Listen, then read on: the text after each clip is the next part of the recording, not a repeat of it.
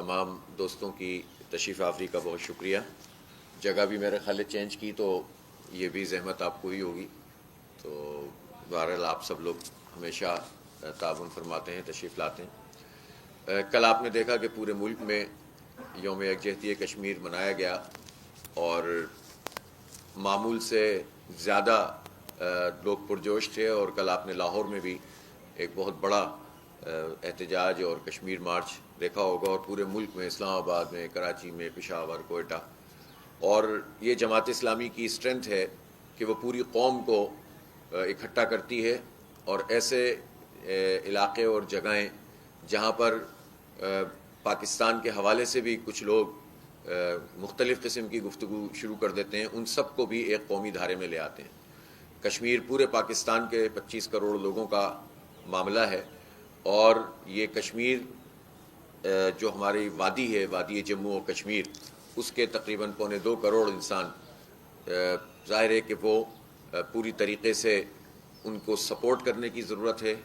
اور مقبوضہ کشمیر میں جس طرح سے بھارتی ظلم اور تشدد موجود ہے, قوم کو اسی طرح یکجا ہو کر آواز بلند کرنا ہوگی, اور حکومت کو بھی بہت واضح طور پر کشمیریوں کے ساتھ کھڑا ہونا ہوگا, اور اس پر عملی اقدامات کی ضرورت ہے.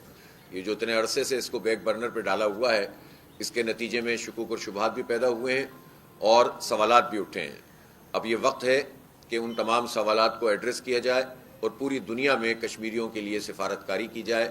ہمارا مقدمہ بہت مضبوط مقدمہ ہے. بھارت پوری دنیا میں آئسولیٹ ہوا ہے. یہ وہ موقع ہے جس میں بھارت کی سفاکی کو, درندگی کو, انسانیت دشمنی کو ایکسپوز کیا جائے اور اس کو پوری دنیا کے سامنے بے نقاب کیا جائے.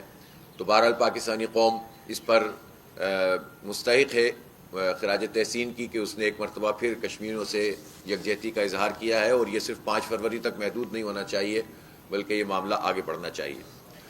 کل جو پوری دنیا میں ڈونلڈ ٹرمپ کے بیان کی بھرپور مذمت کی گئی ہے, اس پر ہم تمام باضمیر انسانوں کو, مملکتوں کو خراج تحسین پیش کرتے ہیں. اور ہم نے یہ دیکھا ہے کہ عرب ممالک نے بھی بہت معمول سے زیادہ موقف اختیار کیا ہے, اور ٹرمپ کی اس پوری جو اس نے ایک احمقانہ قسم کی تجویز پیش کی تھی اس کو مسترد کیا ہے. اور اس کے نتیجے میں بات پتہ چلتی ہے کہ خود امریکہ جو یہ سمجھتا تھا کہ ہم طاقت کے ذریعے سے پوری دنیا کو ہانکتے رہیں گے اور جو چاہیں گے کرتے رہیں گے, کل جو پوری دنیا میں رد عمل آیا ہے اس نے یہ بتا دیا ہے کہ اب امریکہ اور اس کے جو حکومت ہے وہ خود تنہائی کا شکار ہوتی چلی گئی ہے. ڈونلڈ ٹرمپ کی طرف سے یہ بات کہ غزہ کو خالی کرا لیا جائے اور پھر تعمیر نو کی جائے اور غزہ کو پوری دنیا کے لیے زمینیں خریدنے کے لیے اور وہاں پر رہنے کے لیے ہم عام کر دیں گے, یہ بیان اس موقع پر کہ جب بہت بڑا نسل پرست اور زائنسٹ اور نسل کشی کرنے والا نیتن یاہو وہاں پر موجود ہو اور پھر اس طرح کا بیان دیا جائے, تو اس کا مطلب یہ ہے کہ آپ اس پوری نسل کشی کے ساتھ کھڑے ہوئے ہیں. ہم تو یہ مطالبہ کرتے ہیں کہ ڈونلڈ ٹرمپ جنگ کا تاوان ادا کرے, امریکہ جنگ کا تاوان دے, اور جتنا نقصان ہوا ہے, جو کچھ بھی اسرائیل کر رہا تھا امریکہ کی سرپرستی میں کر رہا تھا.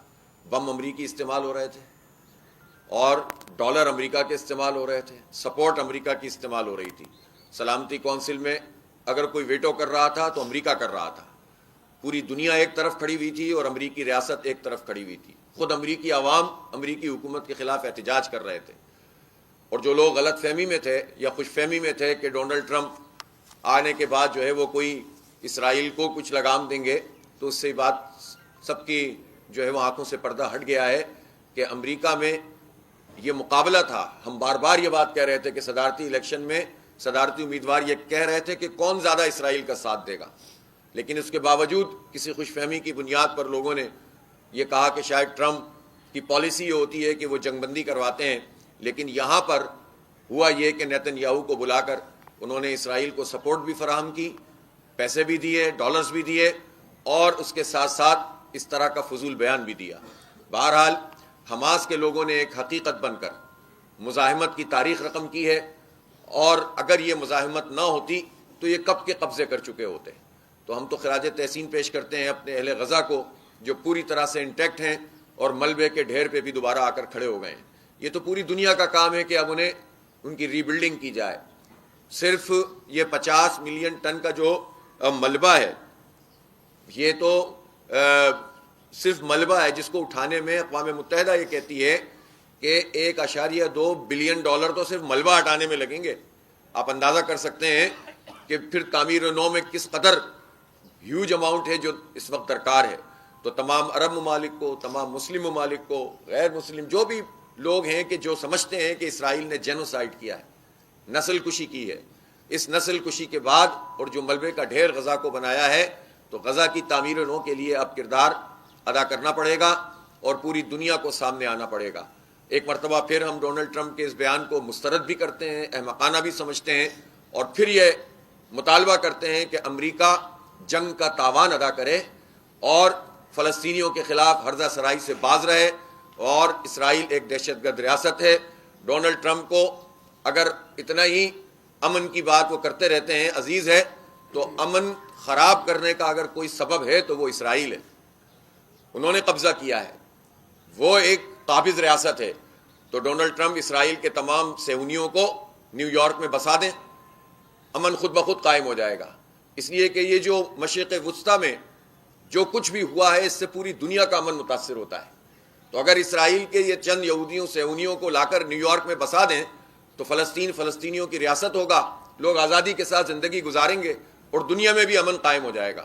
تو جو کام کرنا چاہیے ڈونلڈ ٹرمپ کو امن کے لیے، وہ یہ کہ اسرائیل کے تمام لوگوں کو لا کر فلسطینیوں کی ریاست پوری کی پوری فلسطینیوں کے حوالے کر دی جائے، امن قائم ہو جائے گا۔ ہم یہ سمجھتے ہیں کہ اس وقت ملک میں جو صورتحال ہے، اس افراتفری، اس تفریق کی ایک بہت بڑی وجہ مینڈیٹ کا تسلیم نہ کرنا ہے۔ پرسوں 8 فروری آ رہا ہے، اور 8 فروری پاکستان کی تاریخ کا سیاہ ترین دن ہے 2024، اور اس دن جو کچھ ہوا وہ یہ کہ لوگوں نے ووٹ کسی اور کو دیا اور فارم 47 کی بنیاد پر پوری تمام لوگوں کو جتا دیا گیا۔ اکثر لوگ فارم 47 پہ آئے ہوئے پارلیمنٹ میں بیٹھے ہیں، یعنی آپ سمجھ لیں کہ اس وقت جو وزیر اعظم ہیں وہ بھی، جو مسلم لیگ نون کے صدر نواز شریف صاحب ہیں وہ بھی، ان کی صاحبزادی بھی، ان کے چچا بھتیجے تایا جتنے بھی خاندان والے ہوتے ہیں وہ بھی، اور جتنے بھی پیپلز پارٹی کا پورا خاندان ہے، یہ تقریباً سارے لوگ فارم 47 پر اس وقت بیٹھے ہوئے ہیں، اور ان کی کوئی حیثیت نہیں ہے۔ اگر فارم 45 کی بنیاد پر ڈیسیشن ہونا شروع ہو تو اس حکومت کے 70-80% لوگ فارغ ہو جائیں گے۔ اسی طرح سے ایم کیو ایم، جس کو پورے کراچی حیدرآباد سے لاکھ ووٹ نہیں دیا لوگوں نے، ایک ایک سیٹ کے اوپر چند سو ووٹ نکل رہے تھے ان کو فارم 47 میں سیٹیں دے کر 22 قومی اسمبلی کے اور نہ جانے کتنی صوبائی اسمبلی کی سیٹیں عطا کر دی گئیں۔ کراچی میں تو یہ حال ہوا کہ 22 قومی اسمبلی کی سیٹیں تھیں، طے کر لیا کہ بھائی اتنی دینی ہے، پھر مزید بھی اضافہ کر دیا، 15 دے دی انہوں نے ایم کیو ایم کو، اور باقی 7 بچی تھیں وہ پیپلز پارٹی کو دے دیں۔ اور جبکہ لوگوں نے اگر ووٹ کاسٹ کیا تھا کراچی میں، یا جماعت اسلامی کو کیا تھا یا پی ٹی آئی کو کیا تھا۔ اسی طرح پورے ملک میں اگر فارم 45 کی بنیاد پر ایک جوڈیشل کمیشن بنا کر لوگوں کو انوائٹ کیا جائے کہ اپنے فارم لے آئیے اور فیصلے ہو جائیں، تو آپ سب چیزیں ٹھیک ہو جائیں گی۔ لیکن حکومت اس کی طرف آنا نہیں چاہتی، ظاہر ہے کہ وہ تو ایک دھاندلی اور دھاندلے کے نتیجے میں وجود میں آئی ہے۔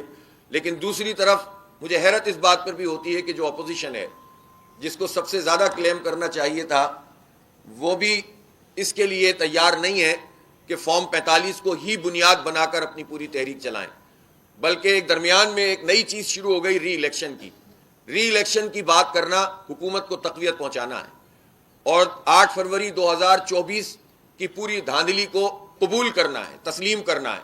اس لیے جماعت اسلامی کا موقف بالکل واضح ہے، دو ٹوک ہے، کہ پاکستان کے عوام نے 8 فروری کو جس کو بھی ووٹ دیا، وہ ایک ریکارڈ فارم 45 کی صورت میں پولنگ ایجنٹس کے پاس موجود ہے۔ جو موجود ہے وہ ایک اتھینٹک ڈاکومنٹ ہے۔ اس ڈاکومنٹ کی موجودگی میں ری الیکشن کا مطالبہ کرنا، یہ حکومت کو طاقت فراہم کرنا ہے۔ ہم یہ سمجھتے ہیں کہ ایک جوڈیشل کمیشن بنے غیر جانبدار، اور فارم 45 کی بنیاد پر فیصلے کیے جائیں، اور جس کی بھی حکومت بنے، پی ٹی آئی جیت جائے، اگر نون لیگ کو بہت لوگوں نے سپورٹ کیا ہوگا تو فارم 45 میں آ گیا ہوگا، پتہ چل جائے گا کتنے ہزار اضافی ووٹ ڈال کے نواز شریف کو جتایا گیا ہے، پتہ چل جائے گا سب کو۔ تو اس لیے جو جنون جس ڈیموکریسی کی لوگ بات کرتے تھے، جس ووٹ کو عزت دو کا نعرہ لگاتے تھے، وہ سارا کا سارا ملیمیٹ کر دیا، اور پوری قوم کو ایک مایوسی کی کیفیت سے دوچار کر دیا ہے. لوگوں میں اس پورے پروسیس سے ایک مایوسی موجود ہے. جب پروسیس سے مایوسی ہو جاتی ہے تو پھر ایسے سارے لوگ ایک را مٹیریل بن جاتے ہیں ایسی قوتوں کا جو غیر جمہوری قوتیں ہوتی ہیں. ملک میں اگر نوجوانوں کو صحیح سمت میں رکھنا ہے تو ان کے مسائل کو بھی ایڈریس کرنا ہوگا اور مینڈیٹ کا بھی احترام کرنا ہوگا. یہ مینڈیٹ کسی کی جاگیر نہیں ہوتی ہے کہ جو چاہیں آپ نمبر بدل دیں اور آپ بادشاہ سلامت بن جائیں. اسٹیبلشمنٹ کو بھی اپنے رویوں پر دیکھنا پڑے گا کہ یہ سارا کا سارا کام پاکستان کو خراب کرنے والا کام. ان کو اپنی آئینی حدود کے مطابق کام کرنا چاہیے. جو کام فوج کا ہے وہ فوج کرے, جو کام بیوروکریسی کا ہے وہ کرے, جو کام سیاستدانوں کا ہے سیاستدان کریں, اور اس جمہوری پروسیس کو چلنے دیں. زبردستی نمبر بدل کے لوگوں کو مسلط نہ کریں. یہ اہل لوگ بھی نہیں ہیں, نا اہل قسم کے لوگ ہیں. 40-50 سال سے مسلط ایک ٹولہ ہے کہ جو ہم پر مسلط ہے. اب اگر یہ لوگوں کے ووٹ سے آتا ہے تو لوگ خود پرفارمنس دیکھیں گے اور پرفارمنس دیکھ کر ایسے سارے لوگوں کو مسترد کر دیں گے. اس لیے کہ پاکستان میں بدقسمتی سے جو پولیٹیکل پارٹیز ہیں ان میں سب میں ہی تقریباً وہی لوگ ہوتے ہیں جو ایک پارٹی میں ہوتے ہیں, پھر دوسری میں آ جاتے ہیں, تیسری میں آ جاتے ہیں, وہی جاگیردار, وہی وڈیرے, وہی خاندان. لیکن ایک پروسیس سے آپ گزاریں گے تو لوگ خود بخود ان کو مسترد کریں گے. لیکن جب آپ پروسیس سے نہیں گزارتے تو اس کے نتیجے میں پھر یہ سارا سلسلہ گڑبڑ چلتی رہتی ہے. لہٰذا ہم پھر مطالبہ کرتے ہیں, ہم جماعت اسلامی 8 فروری کو جو اتنا بڑا دھاندلی جو مینڈیٹ کی توہین ہوئی ہے اس پر یوم سیاہ منائے گی, اور ہم احتجاج بھی کریں گے. کراچی میں خاص طور پر جماعت اسلامی نے یہ پلان کیا ہے کہ الیکشن کمیشن کے باہر ایک زبردست قسم کا احتجاج کیا جائے گا, اور اسی طرح پورے ملک میں بھی ہم اس دن کو یوم سیاہ کے طور پر منائیں گے. یہ کسی پارٹی کا مسئلہ نہیں ہے, یہ پاکستان کے عوام کا معاملہ ہے, پاکستان کے آئین کی بالادستی کا معاملہ ہے. یہ آئین وہ ڈاکومنٹ ہے جس کی بنیاد پر پوری قوم اکٹھی ہے. جب آپ اس کو چھیڑتے ہیں, اس کی توہین کرتے ہیں, تو پوری قوم میں تفریق پیدا ہوتی ہے اور جگہ جگہ نعرے بازی اور سوالیہ نشان پیدا ہو جاتے ہیں. لہذا انشاءاللہ 8 فروری کو ہم یوم سیاہ کے طور پر اس پوری دھاندلی کے خلاف منائیں گے. یہ جو مہنگائی کا معاملہ ہے, رمضان بالکل قریب ہے, اور اب جب ہم لوگوں سے پتہ کرتے رہتے ہیں کہ بھئی اب مہنگائی کی کیا صورتحال ہے, تو بات یہ ہے کہ وزیر اعظم صاحب جتنے بھی اعلانات کرتے رہیں, وزیر اعظم صاحب یہ فرماتے ہیں کہ مہنگائی کی شرح 9 سال میں کم ترین سطح پر آ گئی ہے. میں پوچھنا چاہتا ہوں وہ یہ کیا اعداد و شمار ہیں جس کی بنیاد پر آپ قوم کو بیوقوف بناتے ہیں؟ اور یہ کون سے اعداد و شمار ہیں جس کی بنیاد پر آپ قوم کو بیوقوف بناتے ہیں؟ آپ 9 سال کی بات کر رہے ہیں, لیکن اس 9 سال میں کون سی چیز ہے؟ یعنی اگر 124 روپے کا ڈالر تھا تو آج 278 روپے کا ڈالر ہے. اگر 200-300 روپے کی دال تھی تو آج ماش کی دال 570 ہو گئی, 560-570 روپے کی مل رہی ہے. مونگ کی دال بھی 450 روپے کی, 500 روپے کی مل رہی ہے. جس کا جو مرضی آتا ہے وہ ریٹ طے کر دیتا ہے, کوئی پوچھنے والا بھی نہیں ہوتا. آج اخبار میں موجود ہے, جب وزیر اعظم کا یہ بیان موجود ہے کہ مہنگائی کم ترین شرح پر آ گئی ہے, تو ایل پی جی فی کلو 254 سے 300 روپے کر دی ہے.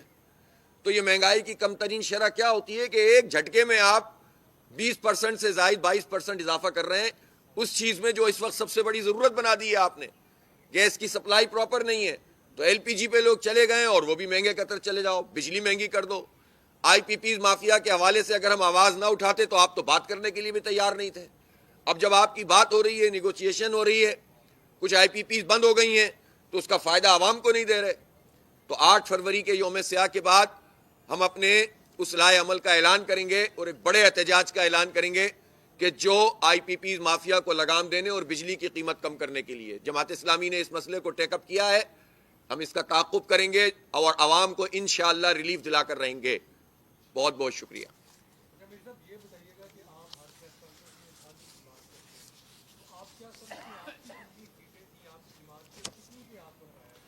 سر دیکھیں, بات یہ ہے کہ جب میں اگر دھاندلی کی بات کرتا ہوں تو بالکل اس چیز پر بات کرتا ہوں جس پہ پارٹی پالیٹکس سے بلند ہو کر ہم بات کرتے ہیں.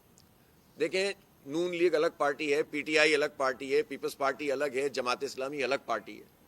ہم سب پارٹیز الگ الگ کام کرتی ہیں اور ہمارا اتفاق بھی کسی چیز پر ہو جاتا ہے، یا ہم چاہتے ہیں کہ کشمیر پر، فلسطین پر ایک اتفاق نظر آئے، اس کے لیے ہم آگے بڑھ کر چلے جاتے ہیں، بات کرتے ہیں، اور اختلاف بھی ہوتا ہے اور شدید ہوتا ہے، ہر پارٹی سے ہو سکتا ہے. خود اپوزیشن کی پارٹیوں میں ہمارا اختلاف ہے پی ٹی آئی سے کہ وہ ری الیکشن کی بات کیوں کر رہے ہیں، ان کو نہیں کرنی چاہیے، ان کو فارم 45 پر اسٹینڈ کرنا چاہیے. لیکن اس سب کے باوجود ہمیں معلوم ہے کہ سب سے بڑی بینیفیشری تو پی ٹی آئی ہوگی اس کی.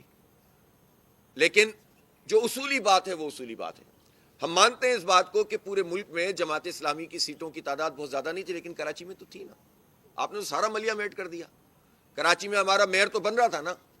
چلیں آپ چھوڑ دیں سب چیزوں کو، اس میں تو سب کچھ ہو گیا تھا نا. ووٹوں میں ہم نے پیپلز پارٹی اور ایم کیو ایم، اور ہم نے تو بائیک آؤٹ اس وقت کر دیا تھا، اور پی ٹی آئی، ان کے ووٹ جمع کر لیں تو بھی جماعت اسلامی کے ووٹ زیادہ تھے بلدیات میں. اور پھر چلیں بعد میں انہوں نے اپنے اتحادی بنا لی، ہم نے پی ٹی آئی کے ساتھ مل کر بعد میں جو ہاؤس سے الیکٹ ہونا تھا، ہم 192 ہو گئے، وہ 173 تھے. 173 جیت گیا، 192 ہار گیا، 32 بندے انہوں نے غائب کر دیے. تو یہ تو سب کے سامنے ہے نا. یا عام انتخابات میں الحمدللہ ہمارے پاس بہت ساری سیٹیں آئیں، لیکن انہوں نے کسی کو تسلیم ہی، ایک مجھے دے رہے تھے، ایک وہ جو کسی وجہ سے ان سے اناؤنس ہو گئی، اس میں بھی میں سلام پیش کرتا ہوں بیچاری خاتون آرو کو، میں کہتا بھی نہیں ہوں اس کو پھر دوبارہ کوئی تنگ کرنا نہ شروع کر دے، کہ جس نے یہ محمد فاروق جو ہمارے ایک ممبر رہ گئے اس کا نوٹیفیکیشن جاری کر دیا فارم 47، ورنہ تو انہوں نے سب ملیا میٹ کر دیا. اور مجھے ایک سیٹ جھنجھنا پکڑا دی جو 1200 ووٹ سے میں نہیں جیتا تھا، تو میں نے وہ واپس کر دی. چاہے اس کا فائدہ پی ٹی آئی کو ہو، چاہے اس کا فائدہ کسی کو بھی، میں چاہتا ہوں اس کا فائدہ جمہوریت کو ہو، آئین کو ہو، پاکستان کو ہو، پاکستان کے عوام کو ہو، پاکستان کے عوام کے مینڈیٹ کو فائدہ ہونا چاہیے. تو اس لیے ہم یہ سمجھتے ہیں کہ یہ بیونڈ پالیٹکس ہے، پارٹی پالیٹکس، اور کوئی بھی اس کا بینیفیشری ہو، ہمیں حق کی بات کرنی چاہیے اور سچ کی بات کرنی چاہیے. جی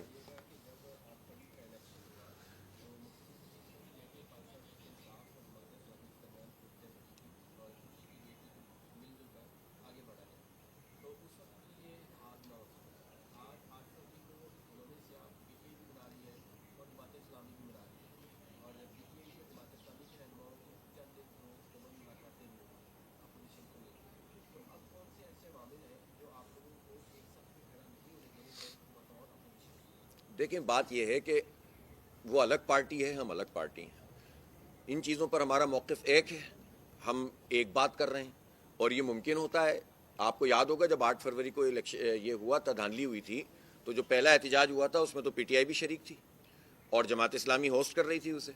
جو سندھ کے الیکشن کمیشن کے سامنے وہ جی ڈی اے تھی پوری، اور جی ڈی اے کا جب احتجاج ہوا تھا حیدرآباد میں تو میں اس میں گیا تھا، اور پوری تمام پی ٹی آئی کے ساتھ تھے. پھر اس کے بعد اگلے دن یوم احتجاج ہوا تھا، سب اکٹھے تھے.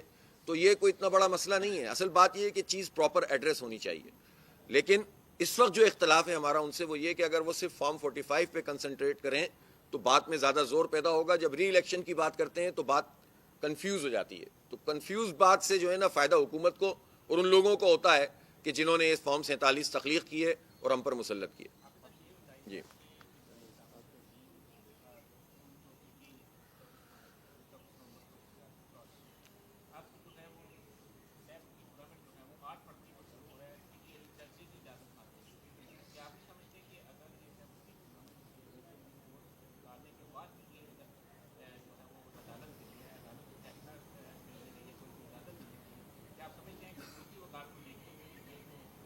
نہیں، ملکی وقار کو دیکھتے ہوئے جلسے کی اجازت دے دیں. ملکی وقار اس میں ہے کہ پوری دنیا کا نظام بھی چل رہا ہو، اسپورٹس بھی چل رہا ہو، اور پرامن احتجاج بھی چل رہا ہو، اور پرامن جلسہ بھی ہو رہا ہو. تو اس میں کیا پریشانی ہے؟ وقار، ملکی وقار جمہوریت میں ہے، جمہوری آزادیوں میں ہے. ملکی وقار اس میں نہیں ہے کہ آپ ہر وقت یہ کہتے رہیں کہ یہ بھی نہیں کرو اور یہ بھی نہیں کرو. پی ٹی آئی سے کہیں، ان کو ایک ضابطہ اخلاق ہوتا ہے نا ہر پروگرام کا، اس پر ان سے بیٹھ کر بات کریں اور جلسے کی اجازت دیں. اس میں کیا مسئلہ ہے؟ سب کو اجازت ہونی چاہیے. اگر یہ کلچر حکومت بنانا شروع کر دے تو یہ پرابلم ہی نہیں پیدا ہوگی.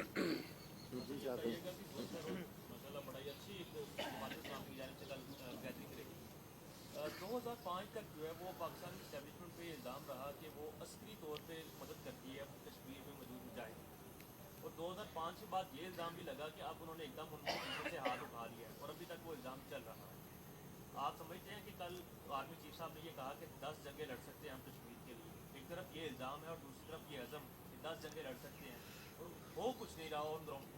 اصل میں دیکھیں جو کشمیریوں کی آزادی کی تحریک ہے، جہاں تک ان کی سیاسی تحریک اس کا تعلق ہے، وہ تو خیر ہے ہی ہے جو ان کو حق حاصل ہے، اور پوری دنیا کا یہ کام ہے کہ وہ اس کی پشت پر کھڑے ہوں، یہ ان کی اخلاقی سیاسی ساری جو ہے حمایت کریں. اب آ جائیں عسکری، جو ان کی عسکری جدوجہد کشمیریوں کی ہو یا فلسطینیوں کی، وہ اقوام متحدہ کے چارٹر کے مطابق بھی قانونی ہے. اس لیے کہ کوئی قابض فوج کسی جگہ پر آ جائے بیرونی تو اقوام متحدہ کا چارٹر یہ الاؤ کرتا ہے کہ آپ اس کے خلاف مسلح جدوجہد کر سکتے ہیں، بلکہ یہ بھی الاؤ کرتا ہے کہ ان کے ساتھ تعاون بھی کیا جائے جو مسلح جدوجہد کر رہا ہے. ٹھیک ہے. پھر پاکستان کی حیثیت تو بیس کیمپ کی ہے، پاکستان اس مسئلے کا ایک فریق ہے. پاکستان کی پوزیشن یہ ہے کہ وہ اس کا ایک ایسا فریق ہے کہ یہ پورے خطے کا امن اس کے اوپر موجود ہے. تو پاکستان کے لیے بھی یہ ضروری ہے کہ وہ پیش قدمی کرے. جب یہ 2019 میں انہوں نے جو اس کی اسپیشل حیثیت تھی ختم کی بھارت نے، تو اس وقت پاکستان کی حکومت کا بھی یہ کام تھا اور افواج کا بھی یہ کام تھا کہ وہ پیش قدمی کرتے. لیکن خبریں ایسی آئیں کہ جس میں پتہ چلا کہ جنرل باجوہ نے اس پر سودے بازی کی ہوئی تھی. اب آج تک، کل یہ ہم نے مطالبہ بھی کیا، آج بھی ہم مطالبہ کرتے ہیں کہ خود آرمی کی طرف سے، آئی ایس پی آر کی طرف سے اس پر بہت واضح طور پر موقف آنا چاہیے. انہوں نے کل نعرے بھی لگائے ہیں اور 10 جنگیں لڑنے کا عزم کیا ہے، اچھی بات ہے، اس سے کلیئرٹی آتی ہے، لیکن کلیئرٹی اقدامات سے آئے گی. اور یہ جو اتنا بڑا دھبا ہمارے اوپر لگا ہوا ہے، جب تک حکومت کی طرف سے، ریاست کی طرف سے اور آرم فورسز کی طرف سے اس کی وضاحت نہیں آتی، اس لیے کہ جنرل باجوہ ایک جنرل تھے، چیف آف آرمی سٹاف تھے. اگر ان کے حوالے سے کوئی بات ہے تو پھر قوم کے سامنے آنی چاہیے اس کی وضاحت، صحیح ہو یا غلط ہو بتائیں. لیکن اگر اس پہ خاموشی اختیار کی جاتی ہے تو پھر اس پہ سوالات پیدا ہوتے ہیں. تو اس لیے ہم یہ چاہتے ہیں کہ پوری قوم کو اگر ایک واضح طریقے سے ایک صحیح میسج دینا ہے اور پوری دنیا کو دینا ہے، تو اس کا یہ بہترین طریقہ ہے کہ ہم اپنی کلیئرٹی کو مزید اور زیادہ کلیئر کریں اور واضح میسج دیں اور انڈیا کو پوری دنیا میں آئسولیٹ کریں. ان کی کشمیریوں کی عسکری جدوجہد بھی لیجیٹیمائز جدوجہد ہے ہر اعتبار سے، اور ہمیں اس کو سپورٹ کرنا چاہیے.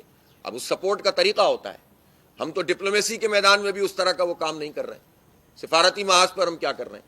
تو اس لیے یہ تو ایک بہت بڑا کام ہے جس پر تمام اسٹیک ہولڈر کو بٹھا کر حکومت اور ریاست اس پر ایک اتفاق رائے بنائے اور پھر پوری قوم کو اس کی پشت پر لا کر کھڑا کرے. یہ ریاستوں کی ذمہ داری ہوتی ہے.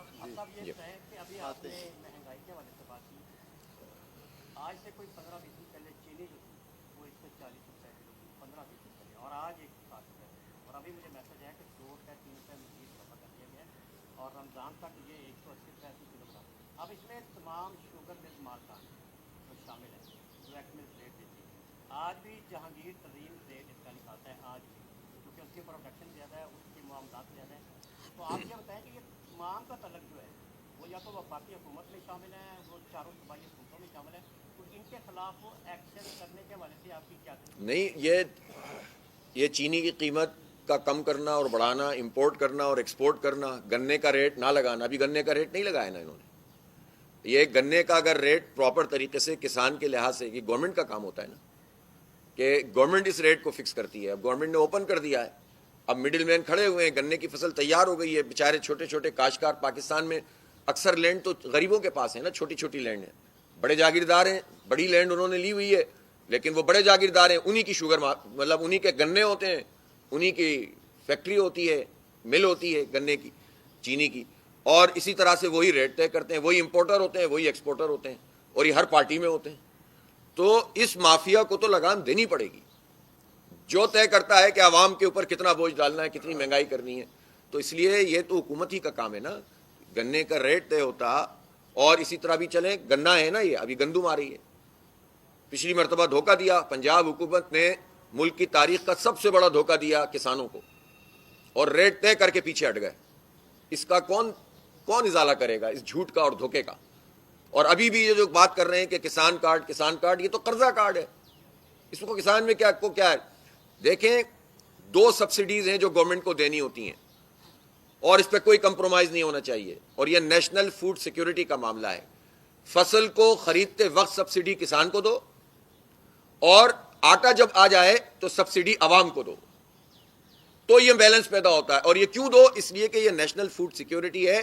یو این کے پورا جو ضابطہ موجود ہے اس میں بھی ان آئٹم میں یہ آٹا آتا ہے کہ جس کو آپ نیشنل سیکیورٹی کے حوالے سے دیکھتے ہیں. یہ ہونا چاہیے. لیکن سبسڈی کس کو مل رہی ہے؟ سبسڈی مل رہی ہے ممبرز پارلیمنٹ کو, جنہوں نے اپنی تنخواہ میں 300% اضافہ کر لیا, 1.5 لاکھ سے 5,19,000 کر لی. اور اس میں ماشاءاللہ سارے ایک ہیں, P T I, Noon League, Peoples Party, M Q M وغیرہ وغیرہ وغیرہ, سب نے مل کر اپنی تنخواہوں میں اضافہ کر لیا. اور پاکستان کے عوام کو سبسڈی نہیں دیں گے. تنخواہ دار لوگوں نے ابھی بھی 243 ارب روپے 6 مہینے میں جمع کرایا. بڑے جاگیرداروں پہ ٹیکس نہیں لگتا. ابھی انہوں نے جو کیا بھی ہے اس میں بھی اب یہ چاہتے یہ ہیں کہ ایک جنرلائز ٹیکس لگا دیتے ہیں, جس کے نتیجے میں چھوٹا کاشتکار بیچارہ اٹھ کر کھڑا ہوتا ہے کہ بھائی ہمارا کیا قصور ہے, کسان کہتا ہے ہمارا کیا قصور ہے, تو بڑے بڑے پھر بچ جاتے ہیں. یہ انہوں نے بل منظور بھی کر دیے ہیں نا, تو بھی یہ بڑے جاگیرداروں سے وصول نہیں کریں گے. آپ لکھ لیں میری بات.